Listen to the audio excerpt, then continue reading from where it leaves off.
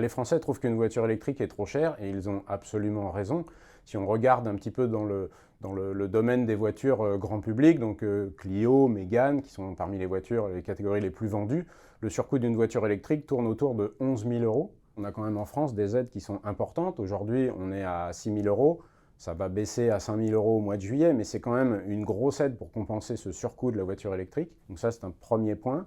Deuxième point intéressant, c'est l'entretien qui est évidemment beaucoup moins coûteux sur une voiture électrique. On n'a pas d'embrayage, pas de courroie à changer, pas de démarreur, pas d'alternateur.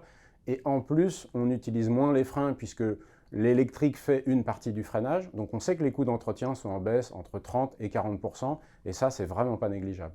Le dernier avantage de la voiture électrique, c'est que l'électricité aujourd'hui ne coûte pas cher en France. On est un des pays européens où c'est le moins cher.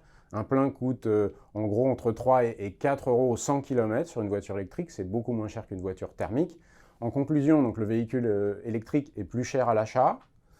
C'est un fait. Mais par contre, si on roule beaucoup, on commence à compenser ce surcoût parce que l'entretien est moins cher, le coût du carburant est moins cher pour le moment.